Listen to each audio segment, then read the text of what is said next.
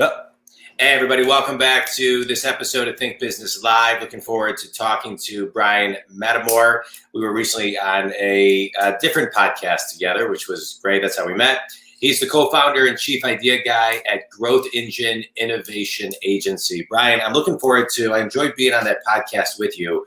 And I'm looking forward to talking today because I think, the word innovation today means something completely different than I think it meant to people in February of this year, simply because that would be right, right? And the word idea, means something different, and growth means something different. And so just let's kind of like maybe start off there. Like, what does growth and innovation mean as we sit here November 13th, 2020, as we're all kind of going through this second wave of COVID?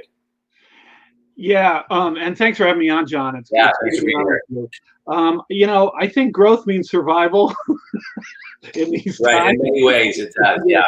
For a lot of ways, and I kind of hate the word pivot, but it is about reinvention. Some businesses were just poised to thrive. My daughter works for an online course creation company, so oh my God, their business exploded, and of course, a lot of other businesses are challenged with their very survival. So, we've been trying to help to the extent we could with ideation to get, so what do we mean by ideas? Well, and this is virtual ideation, right? Yeah. And that's true in our case too. I mean, we're an innovation agency. I mean, we had 10 projects March 15th and one project March 16th. So what do you do? Well, you have to find out ways to reinvent yourself. And so for us, that was going virtual, an obvious idea with our ideation session. But we had our ideation sessions, but we had to figure out new ways to do that. So ideas in these times, I think are, I think they're probably less visionary than they might be, because it's about survival. They're more short term.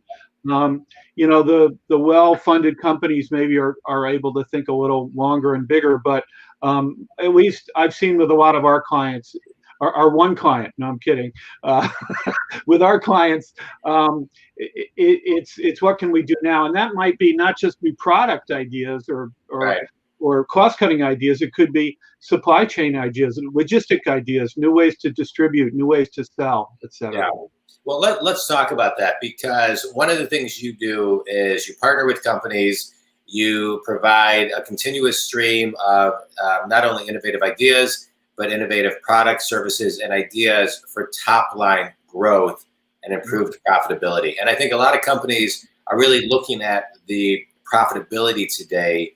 And so kind of rewind that and reverse engineer what that means to your client or to anyone in business right now. Yeah, I mean, so we've seen both with our clients and with other friends who are in this similar space. It's about, in some cases, it's about reinventions of efficiencies, right? Because they're again, a lot are in survival mode. So it's not about investing for the future and growth. It's about how do we redeploy assets to be more efficient and quote, be more profitable. So this could be, creative ways to cut costs, right?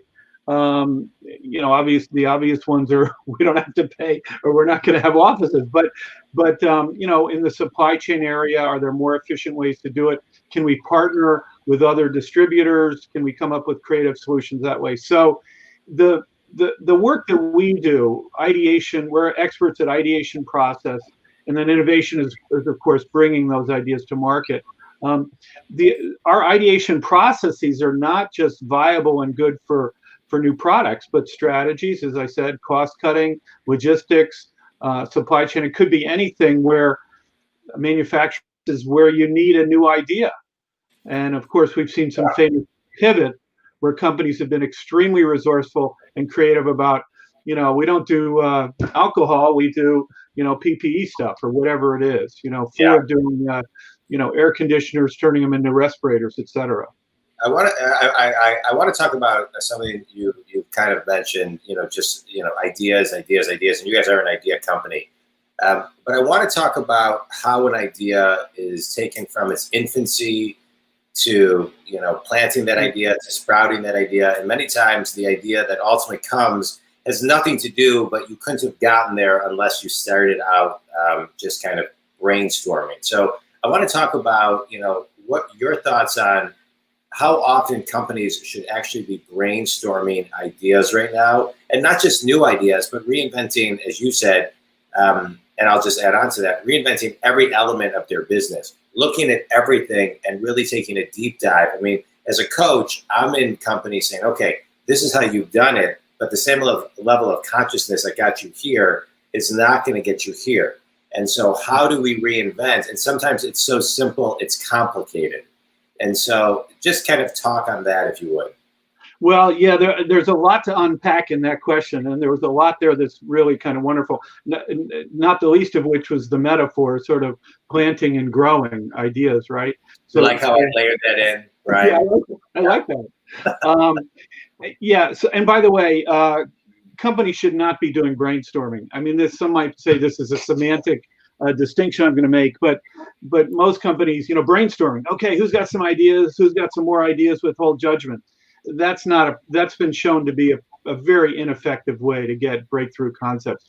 That's why we talk about the word ideation, which is about using stimuli and techniques to trigger the brain in different ways. Mm-hmm. And even our Fortune 500 clients, they fall victim to this. Okay, let's get together, get some ideas. It's not very efficient, frankly. So, my books there are a lot of books out there on these sort of creative thinking processes, right? In terms of the other thing you were asking about, sort of the, going through different doors to discover new things and finding out you're at a whole different place than when you first started out.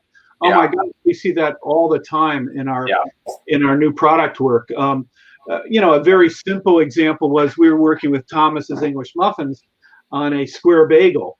Well, as we did the research on that, we discovered, we did a home use test, we sent it to consumers. We didn't even tell them what it was. We just said, use it with your families. It's it's not poisonous. But it's a good product, try it out, right?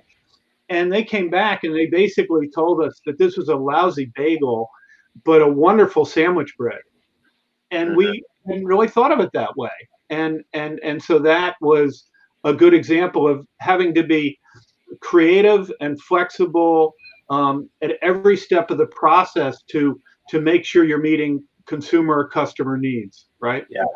Well, and also leaving your ego at the door, right? I mean, being open for feedback and that constant just creative flow of ideas. And so, I have a question for you based on what you're saying. Yeah. I think a lot of people have a very difficult time with what I'm about to ask you, which is finding the space to actually really be creative. Phones away, emails away, right? Like focus time to really create a think tank of creativity.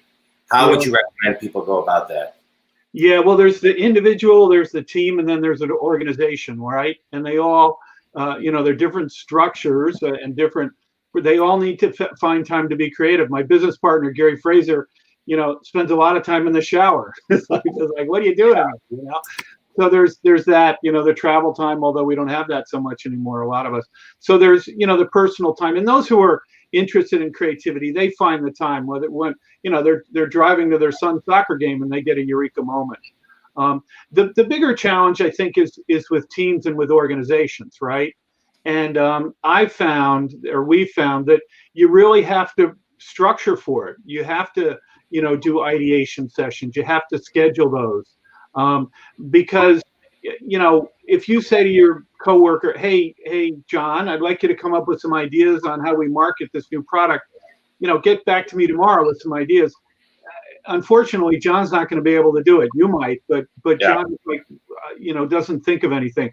By the way, the trick to do that is to give that person a very specific challenge. So not how do we come up with a new product? It's like, or market this thing. It's like, John, we got this Roomba thing. I'd like you to figure out how we market to, 18-year-olds who watch YouTube late at night. Come back to me with some ideas on that. And that's paradoxical. People think, oh, I should keep it open. No, specificity actually inspires creative thinking. I love that. And then finally, the organization, how do they be creative? I mean, obviously the skunk works and having teams separate to come up with, breakthrough concepts. You often need to do that because, the organization is about being efficient. It's not about being creative typically. So you have to do special teams for breakthrough stuff. If it's line extensions, the brand teams can, or the account teams can do that. Yeah, talk to me about and tell me if this is a topic that we can discuss. Getting into an alpha state or a beta state or a state or a theta state, right? A really meditative state. I mean, I've been meditating for 25 plus years, and sometimes I'm doing transcendental meditation. Sometimes I'm doing simple mind methods. Sometimes I'm doing just listening to theta waves to just really get my brain into a specific place, so I can, kind of clear it out, think about nothing, and then think about some ideas. But I think getting ourselves in those spaces is really important because there's some beautiful ideas that come from that. Absolutely. I couldn't agree more. And thank you for bringing that up. Whether you're chanting words or doing yoga or, finding a place to get into those theta states is critical. And again, it could be in the shower. It could be, certainly in the dream state. When I was young, I used to, pose creative challenges to myself before I'd go to sleep. And unfortunately, I felt like I was up all night. A part of me was, and so I wasn't sleeping that well, but I got a lot of great ideas, So, obviously just having a notebook by your bed is certainly, the twilight state is tremendous areas for ideas. Daydreaming, shutting everything down, chanting, meditation, all those are great. And when we do our ideation sessions with groups, we, one of the ways I get people in those states is, I sort of not make jokes, but I'm self-effacing. I'll kind of make it fun because then people can relax and because fear is the enemy of creativity, right? Fear and stress. And so we figure out ways to get rid of those. And there's a lot of stress in the world right now, right? And so with it being November 13th and people's fear of COVID and, and there's many tentacles of that. And many people are at home and their children are at home and it's harder to find that space. And so for companies who are looking to reinvent, for companies who are looking to strategize and get ideas, how do you recommend they get people prepped and ready to, just kind of think without distraction? Because I think that's hard today. I think it's hard too. Although it's ironic, I think, because so many people are working from home. I live in a really nice area here in Stamford, Connecticut. I have never ever seen more people taking walks. Right? You kind of work all day, or you take a break, you go walk the dog, you come back, and so I think ironically and paradoxically, even with the tremendous amount of stress with people and in the world. I do think that by not having to take a commute an hour each way or something, that people are finding more time to actually be reflective and to be creative because they're creating their home environment, and it's in some ways it's less stressful. A good example of this was I was on a webinar thing, and a psychologist from California had said that her virtual sessions now with her patients, she finds that she gets into real work much faster than it used to be because people would be so frantic driving in LA to her office that it would take 10 minutes before they could relax enough to start doing real work. When she was doing it online, it almost happens immediately. So there's some real ironies and paradoxes occurring now. And the weird thing too, I think 5 years from now we'll look back on this period, and I think the world will have seen a creative renaissance that occurred because of COVID, where tremendous creative output and also reinvention of a lot of industries.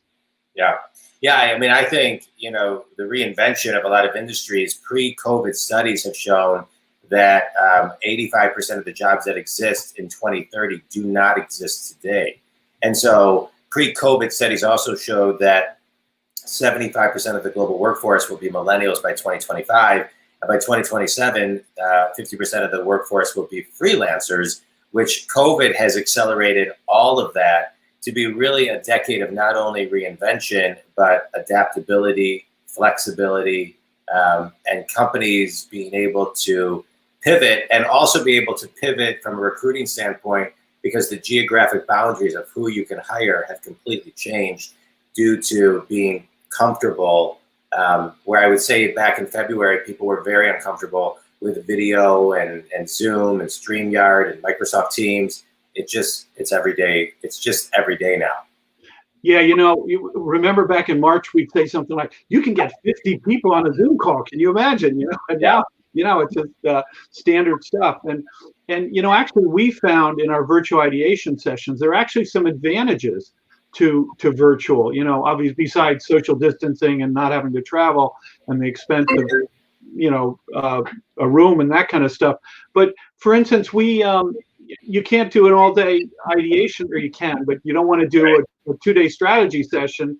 You have to break that up. And so, when we've broken it up, we found we could redesign after each 4 mini sessions, for instance, or we would invite different people to each mini sessions. Well, if you have a 2-day strategy session, if a guy flies in from Israel, you're not going to say, we want you for only 2 hours of the 12 hours. Right. Can you call in? Well, to that, like, I have a lot of companies calling me because they now have these all-day virtual events that have been compressed to 2 hours. Yeah. And so they'll say, hey, can you call in and do 15 minutes on time management? Can you call in and do 15 minutes on business planning right there? Because they realize they need to keep people's attention, and it needs to be ever-changing, interactive, experiential, quick, and to the point. Long gone are the days, at least for the short term, of 1 hour PowerPoint interactive presentations from a keynote. Yeah, and again, I've been amazed because I've personally facilitated 1,000 ideation sessions in person. It's actually more than that, and I was really skeptical: is this going to actually work? And boy, I think the technology arrived just in time, because Zoom and Microsoft Teams, etc. The breakout rooms are really very good now. The technology works really well, and we've been having, it surprised the heck out of me that these ideation sessions have been tremendously successful and productive. I would not have forecast that. Yeah. And so we're lucky. And as the technology evolves, these will become more. It'll never be like in person, but they'll appropriate and get closer to that in-person experience. Yeah. We were talking with one of our clients, and we're thinking we're going to send them, each of the ideators a whole sort of experience kit, that they can in person, right? They'll each get this mailed box, open up during ideation session. They'll open it up and there'll be all these different stimuli. And so we're trying to merge the in-person experience with the virtual one. Yeah, no, that's so great. I love that. And so, let's just talk about innovation for a little bit. What does innovation look like? I mean, as far as reinvention, innovation, e-commerce, how you innovate with, training your people, innovate how you're looking at every product that you have, every service that you have. What are the 1 or 2 things you need to be looking at when it comes to your current business, and questions you need to ask yourself if you need to innovate, and to what degree?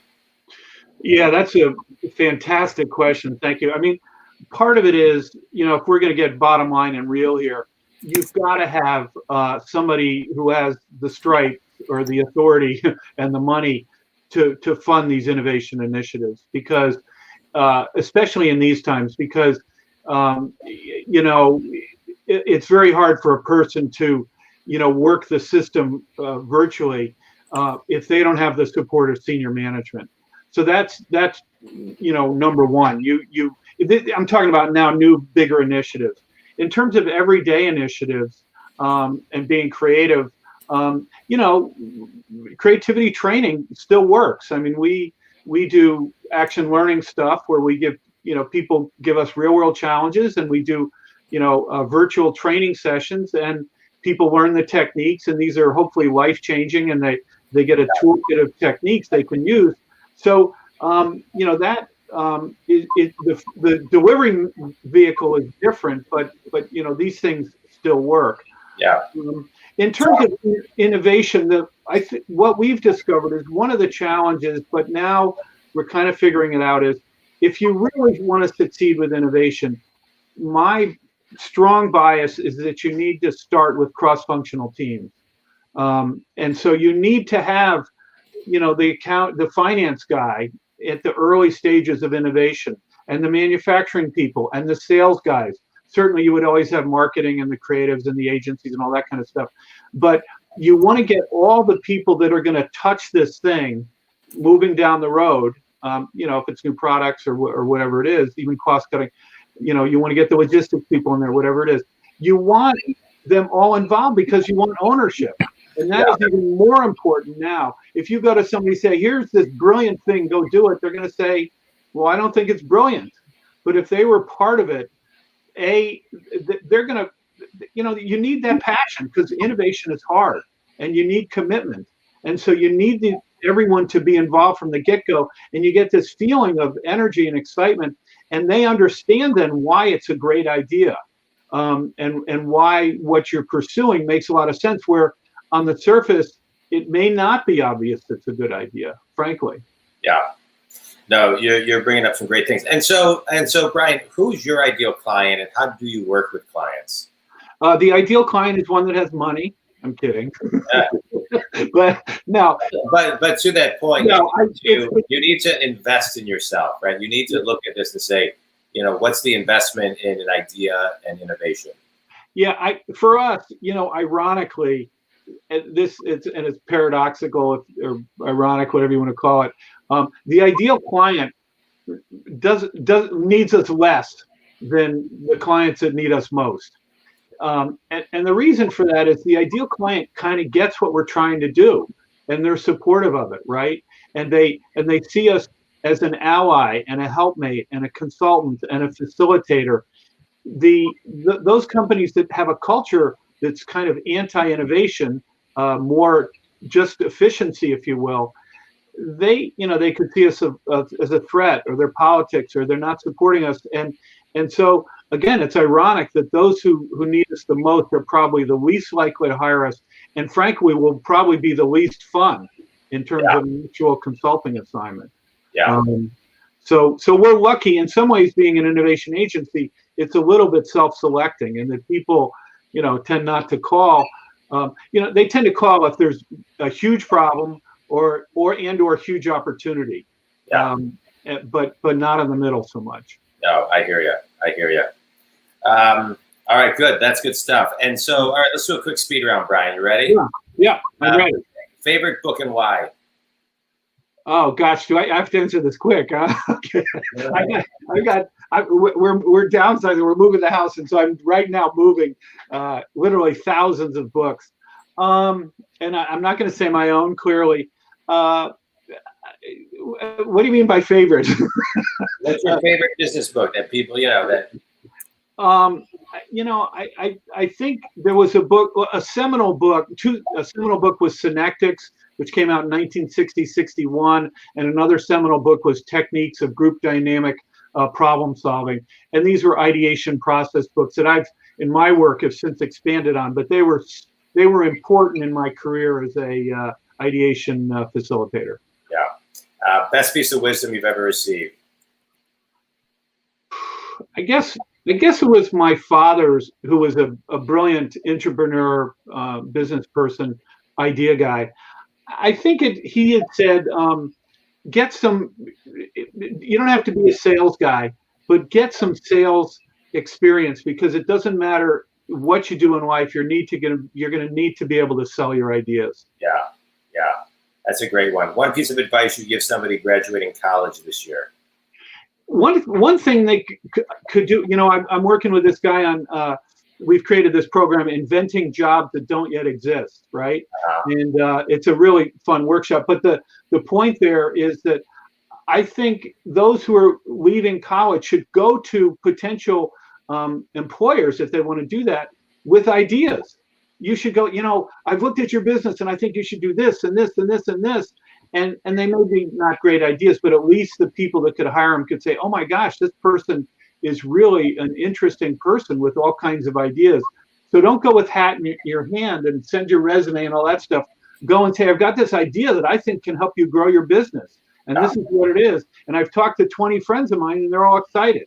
Yeah. And that should work. I love it. I love it. And talk, and you are the author. Tell everybody your books. Yeah. So the most recent one is this one. It's 21 Days to a Big Idea. I wrote this for entrepreneurs to come up with a big idea every day for 21 days. Because I realized that entrepreneurs, they'll often go with just one idea, and then when it doesn't work, they freak out. So you got to get a lot of ideas. The other book is the business book, or for corporate clients, Idea Stormers: How to Lead and Inspire Creative Breakthroughs. Yeah, those are good. And one thing that they'll get in each book, just kind of talk on that. Idea Stormers. Yeah, Idea Stormers is really a book for teams that, and the contribution that book has made to the field, and there are probably 20 different ideation techniques in there, maybe 25. But the contribution I've made is, number one, we've invented new approaches, new techniques, like worst idea or silly idea or triggered brain walking or whatever. So invention of new techniques. But the big contribution is which techniques to use for different kinds of challenges. Yeah. So if it's a strategy challenge, you want to use questioning assumptions and 20 questions. If it's new products, you want to use semantic intuition, et cetera. And that's been a big contribution to the field because it makes it more efficient. We call it focused ideation, which is an oxymoronic term. And so that's been the contribution that's made to the field. That's right. And tell people how they can connect with you and get a hold of you, Bryan. Yeah, they can get me through my website, growth-engine.com, or should I give my telephone number? Yeah, sure. I'll give my I'll give my office number. It's 203-857-4494. We're based in Westport, Connecticut, or an email, bmattimore@growth-engine.com. Great. Well, Bryan, I appreciate you being on the show and talking about the importance of ideas, the importance of innovation, the importance of reinvention. Those are key things that everybody needs to be on top of this next decade. And I appreciate you jumping in and talking about it. Good luck and continued good luck on not only your business, but your books.